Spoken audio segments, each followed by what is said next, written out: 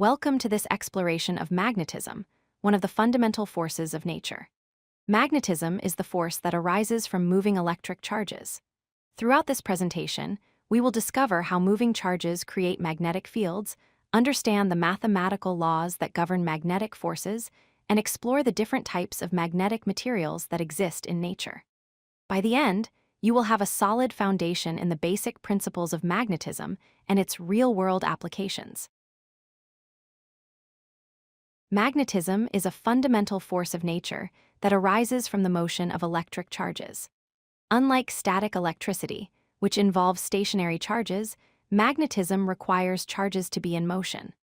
All magnetic phenomena we observe in the universe result from two sources: moving charges such as electric currents flowing through wires, or the intrinsic spin of particles like electrons within atoms.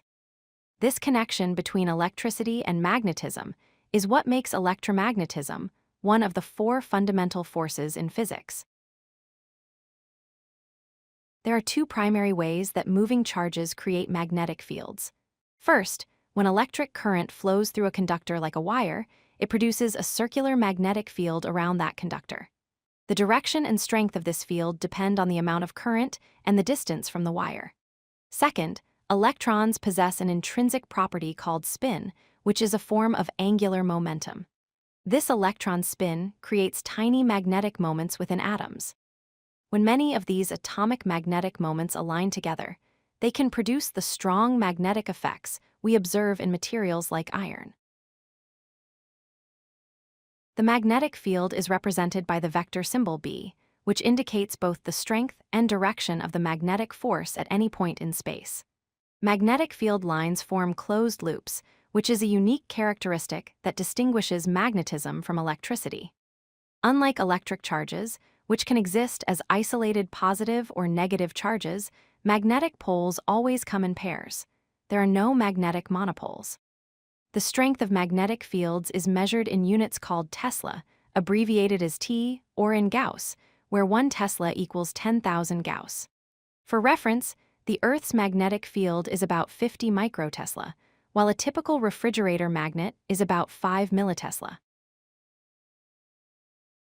The right-hand rule is a simple but powerful tool for determining the direction of the magnetic field around a current-carrying wire. To use this rule, imagine pointing your right thumb in the direction that the electric current is flowing through the wire. Now, curl your fingers around the wire. The direction in which your fingers curl represents the direction of the magnetic field lines circling the conductor. This rule helps us visualize and predict the three-dimensional nature of magnetic fields, which is essential for understanding how electric motors, generators, and many other electromagnetic devices work. When a charged particle moves through a magnetic field, it experiences a force called the Lorentz Force. The mathematical formula for this force is F equals Q times the cross product of V and B, where F represents the magnetic force, Q is the electric charge of the particle, V is the velocity at which the particle is moving, and B is the magnetic field vector. The cross product in this equation means that the force acts perpendicular to both the particle's velocity and the magnetic field direction. An important consequence of this is that magnetic forces can change the direction of a moving charged particle, but they cannot change its speed, since the force is always perpendicular to the motion. Materials respond to magnetic fields in three fundamentally different ways, which allows us to classify them into three categories. Ferromagnetic materials are strongly attracted to magnets and can become permanent magnets themselves. These are the materials we typically think of as magnetic. Paramagnetic materials are weakly attracted to magnetic fields. They show magnetic properties only in the presence of an external magnetic field and lose those properties when the field is removed. Diamagnetic materials are actually weakly repelled by magnetic fields. This repulsion is typically very small and often goes unnoticed in everyday life. Understanding these three types helps us comprehend why different materials behave so differently around magnets. Ferromagnetic materials are substances that can be permanently magnetized and exhibit strong magnetic effects. The most common ferromagnetic elements are iron, nickel, and cobalt. What makes these materials special is their ability to retain magnetization even after an external magnetic field is removed. This property makes them essential for creating permanent magnets used in countless applications. Inside ferromagnetic materials, the magnetic moments of atoms naturally want to align with each other in the same direction. This alignment creates regions called magnetic domains, which we will explore in more detail shortly.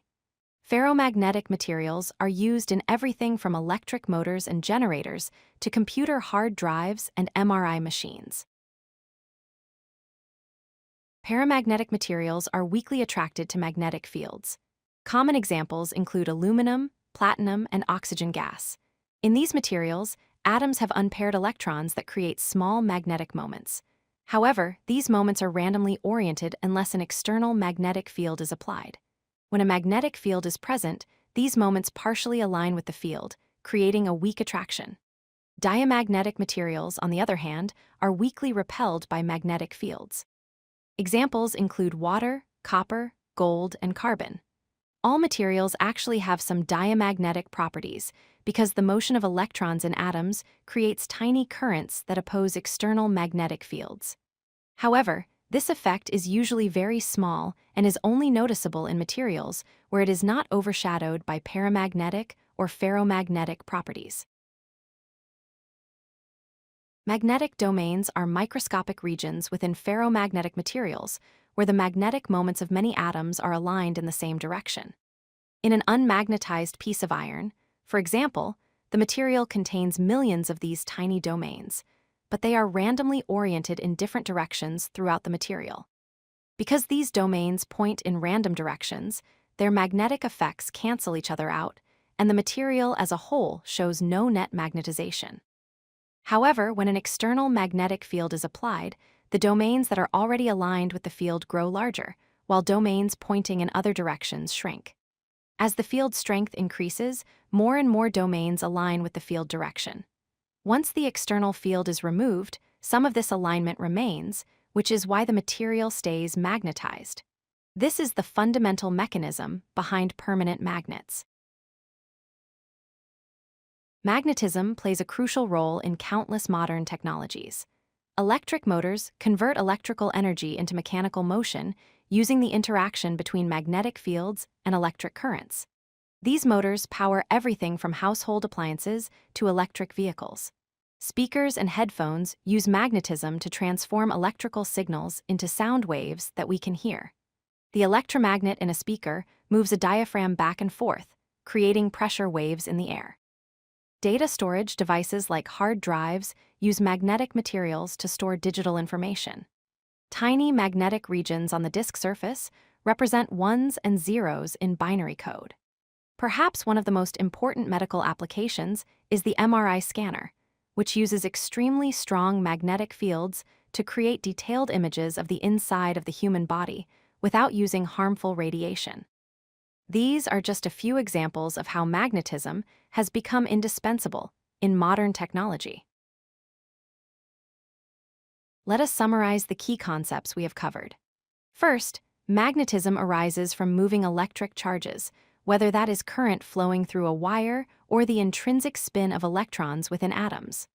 Second, the magnetic force acts perpendicular to both the velocity of a charged particle and the direction of the magnetic field, which means it can change the direction of motion, but not the speed.